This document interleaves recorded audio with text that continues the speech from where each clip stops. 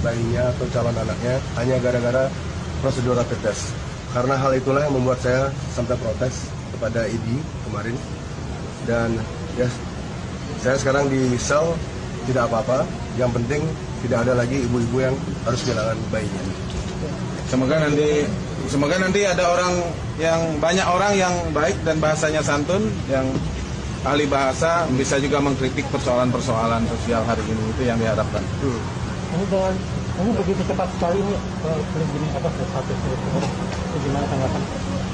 Ya silakan publik yang menilai, masyarakat yang menilai persoalan ini, masyarakat yang menilai kenapa prosesnya seperti ini. Tapi intinya adalah Jering mungkin bisa di sel ditahan, tapi kami berharap sekali lagi yang ahli bahasa, orang-orang yang super sopan santun bisa mengkritik situasi ini, karena banyak ibu-ibu yang melahirkan, orang yang banyak menjadi korban dari rapid test ini. Jadi yang ingin disampaikan oleh klien saya. Terima kasih. Selain Ibu Hamil, mungkin ada yang banyak sih idenya.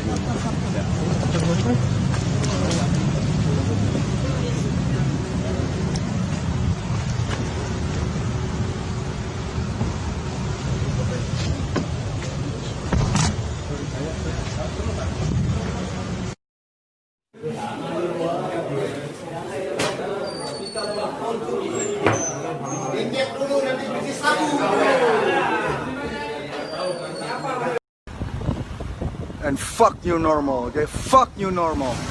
Kita manusia sejati hanya perlu satu normal. Tidak ada normal yang baru, tidak ada normal yang lama. We have one normal, true normal, okay? Jangan mau dimesinkan, jangan mau dijadikan robot, jangan mau dijadikan informasi atau hanya sekedar data. Kita punya jiwa, kita punya cinta, kita punya rasa. Hiduplah seperti ini hari terakhirmu. Live your life like it's your last. Every day. Bersyukur, bercinta, dan bertarung. See you at Twice Bar. Ya, terima kasih rekan-rekan media. Tadi klien kami ada Jering diperiksa sekitar ada kurang lebih 13 pertanyaan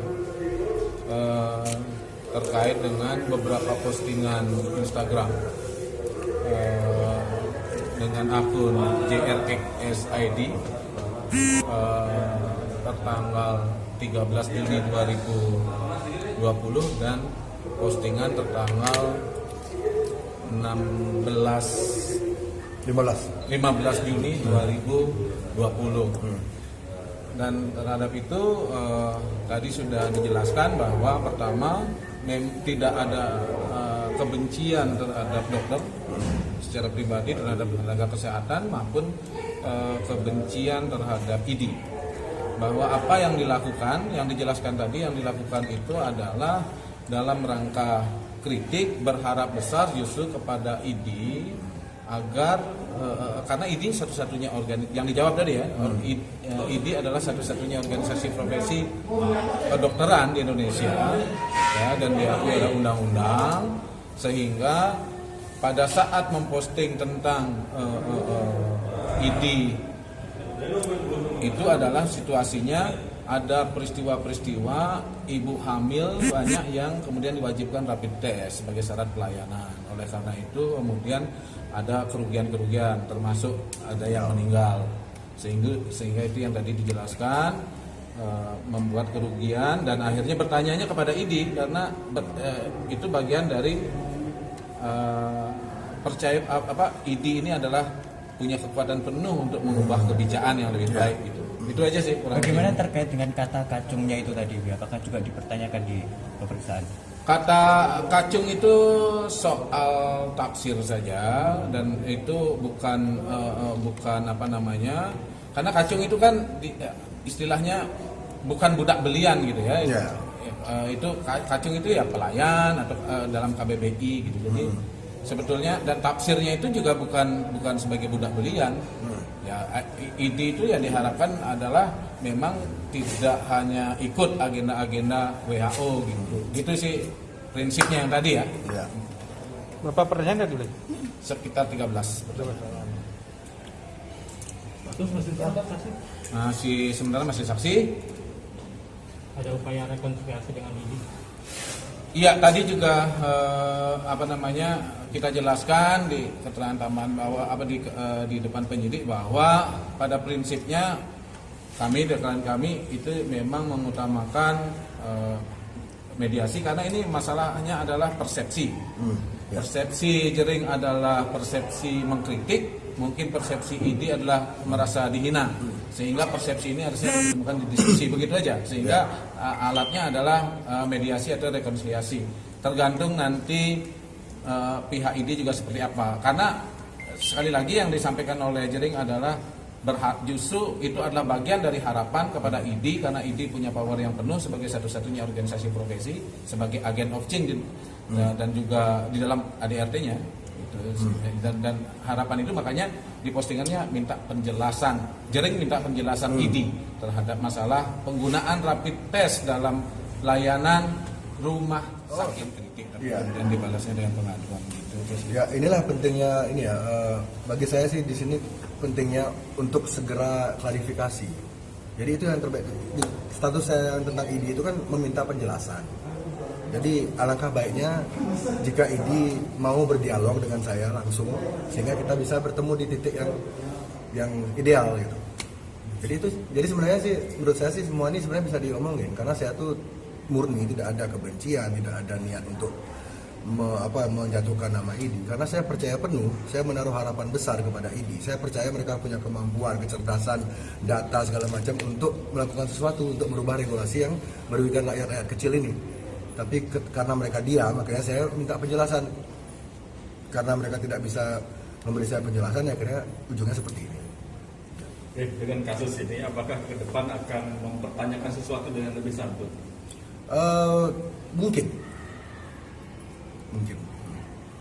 Ya, karena soal persepsi ini kan gaya bahasa atau apa agak susah ya. Santun enggak, kecuali ada batasannya.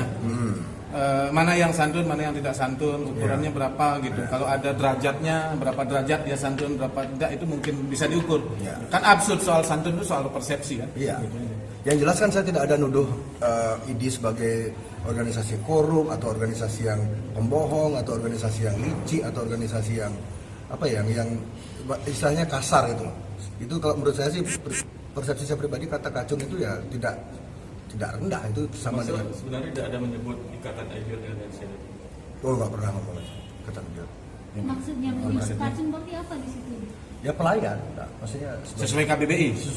Sesuai KBBI itu kamus besar bahasa Indonesia, teman-teman bisa cek. Kalau saya di rumah kan saya sering disuruh-suruh sama istri, ya saya di rumah saya kacungnya istri saya gitu. Kalau misalnya ada orang bilang, oh Jering kamu kacungnya Nora ya? Iya. Emang kenapa?